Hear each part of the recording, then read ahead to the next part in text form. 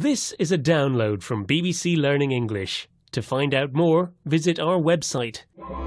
6 Minute English from bbclearningenglish.com. Hello and welcome to 6 Minute English. I'm Alice. And I'm Neil. What do you think about autonomous cars, Alice? An autonomous or independent and driverless car is a vehicle that is capable of sensing its environment and navigating without human input. I think they're a great idea. And navigate means to find the way to get to a place. I'm not sure I would trust a computer to drive me. It might go wrong and crash into a wall.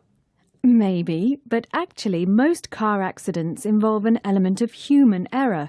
And human error means the mistakes we make because we're human. For example, people who are behind the wheel while tired or drunk or distracted. Behind the wheel, in other words, in control of a car. Yes, I often see people talking on their mobile phones or texting instead of looking at the road. They're being irresponsible drivers, Neil. Driving is the subject of today's show. I have a question for you. On average, how many people around the world die each day from road accidents? Is it A, 300, B, 3,000 or C, 30,000? And I'm going to say B, 3,000. Well, we'll see if you're right or not later on in the show. Are you a petrol head, Neil? No, I'm not a petrol head, which is someone who loves cars and driving. But I know Eddie Jordan, a racing team owner, is. And what does he love about driving? He'll answer this question himself. Let's listen. When I get in a car, I feel a different person. I feel that I'm now in control. I can turn on the music or I can turn it off. I can do all sorts of different things that I feel good about. When I was flat out with the Jordan team, I did have a driver, and that was one, to be able to make calls and to be able to receive calls and to be able to work in the car, not because I didn't want to drive. And I always felt cheated that there was a driver there taking the pleasure that I should be having. So when I get in a car, it has to be a fun experience. Eddie Jordan there. And doing something flat out means at maximum capacity. Do you feel like a different person when you're driving, Alice? No. And, unlike Eddie Jordan, I'd love to have a driver or a driverless car for that matter. It gives you time to do other things, like getting some work done. I certainly wouldn't feel cheated of the pleasure of driving. I agree with Eddie Jordan. I would feel a bit cheated. And I have to admit, I'm a bit of a backseat driver. I sit in the passenger seat and give the driver unwanted advice. Well, just think, Neil. In a driverless car, you wouldn't need to give the computer advice because it would be making the right decisions to get you to your destination safely. But can you override the computer, if you felt that it was making bad decisions? Override in this context means to stop an automatic action by taking control yourself. Airline pilots do that, don't they? They fly on autopilot for most of the journey, but override it in order to take control of the plane for takeoff and landing. I would feel happier if I could take back control of an automated car if I wanted to. Well, let's listen now to Brian Fung, a technology reporter, who's experienced what it is to be in a driverless car that has no steering wheels, no brake pedals, no emergency brake, no gear shifter. Google is developing a car in which everything will be self-contained. Well, the biggest thing you notice right off the bat is that the car accelerates a little bit more aggressively than a regular car might, and it brakes a little bit more aggressively than a regular car might. But other than that, it takes about 10 seconds for you to get pretty comfortable, and the car knew how to stop for red lights, it knew how to run through yellow lights, it could detect pedestrians and navigate its way around parked cars.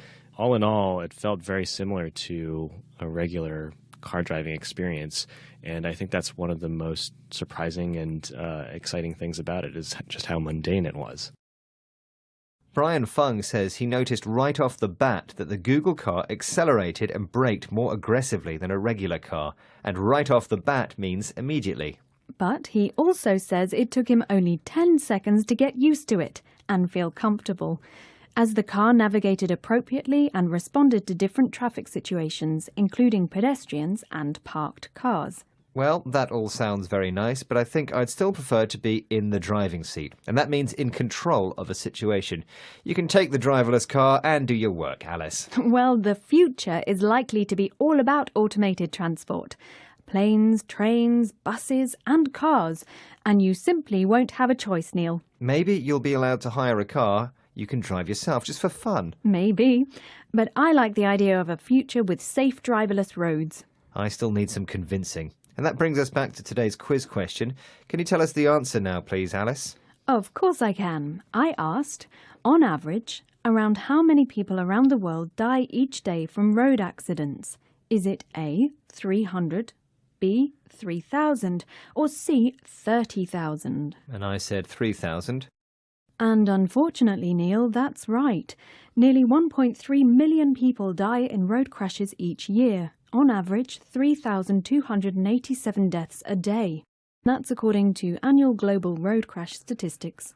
Now, here are the words we learned today. Autonomous.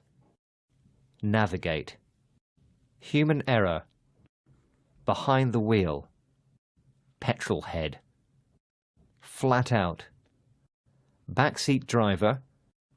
Override. Right off the bat. In the driving seat. And that's the end of today's 6-Minute English. Don't forget to join us again soon. Goodbye. Bye. 6-Minute English. From the BBC.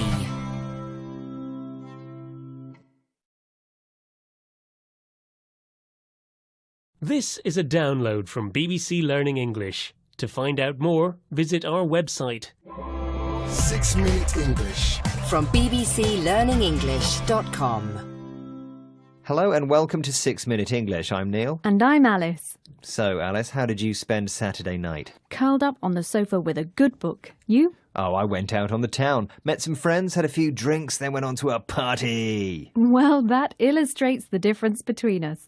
You're an extrovert, and I'm not.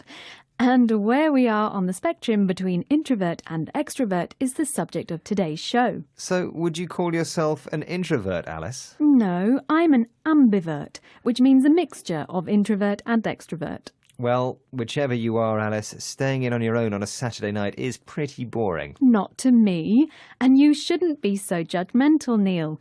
You're reflecting the general view that people seem to have these days, that being an introvert is somehow less valuable than being an extrovert. Introverts have many valuable qualities. They're reflective, that means thoughtful, and have inner resources. In other words, they don't rely on other people to enjoy themselves. OK, well, if you're feeling reflective at the moment, how about answering today's quiz question? OK. Can you tell me who first used the term extrovert? Was it A, Sigmund Freud, B, Friedrich Nietzsche, or C, Carl Jung? I think the answer is C, Carl Jung. Well, we'll find out if you got the answer right or not later in the show. But before we get there, let's listen to Lisa Kanzig, researcher and associate dean for William Smith College, New York State, telling us a bit more about what being an introvert typically means. Introverts are people of any age who really get their energy from within themselves and who often have sort of a running dialogue in their head going on, thinking before they're talking, like to have a little more time to think through things before they're commenting on them or answering a question, need some time to recharge their batteries by being by themselves and enjoy having alone time. Lisa Kanzig there, who says that introverts think about what they're going to say before they say it. Do you do that, Neil? Nope. You should try it sometime. Now, Lisa also talks about the different ways people recharge their batteries. Introverts tend to need time alone to regain their strength and energy when they're feeling drained or very tired, whereas extroverts often prefer to recharge by being with other people. So introverts create their energy internally, from within themselves, and extroverts recharge from being with other people. Exactly. But in some situations, for example at school or in the workplace, things can be made suitable for extroverts. Extroverts typically love being with others, in a big class or an open-plan office, where there's a lot going on. They enjoy the external stimulation, but introverts can find these big, noisy environments uncomfortable.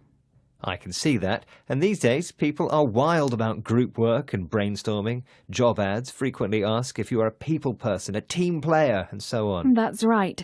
Introverts like to work alone or in small groups and need a quieter space to perform well. Let's listen now to Dr. Peter Aloka, a researcher and psychologist in Kenya. He's been working with introvert teenage mothers in Bondo who are returning to school after having their babies. and schools are being asked to develop new strategies to support their learning. Introverts might find it easier working in groups, but with smaller groups, and they work in pairs with extroverts. The teachers should design a classroom for all the students to contribute. Wherever a teacher is teaching a question in class, let them allow for wait time for students to process the information before answering the question, just for people to think through the question. Thinking, pairing, and sharing. Those three strategies will help the introverts to speak out. Dr. Peter Aloka is talking about some very clever pairing there. If you put two introverts together, they might not say anything. An extrovert is likely to talk, but won't intimidate or overpower their introvert partner as much as a large group would. So the idea is that with fewer people, in a small group or a pair, the introvert will have enough time and space to express their ideas.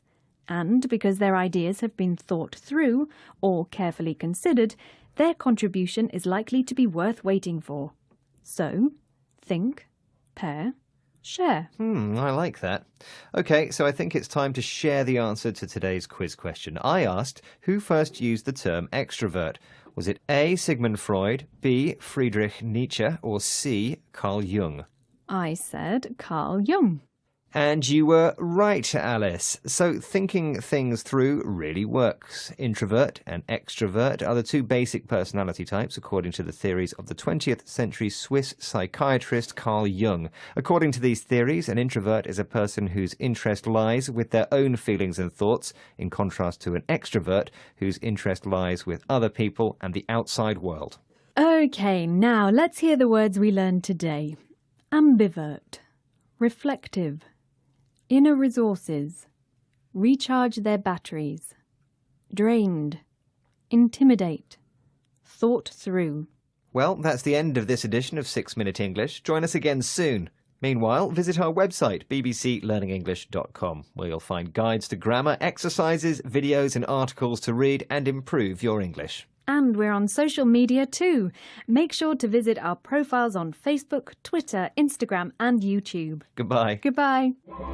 6 Minute English from the BBC.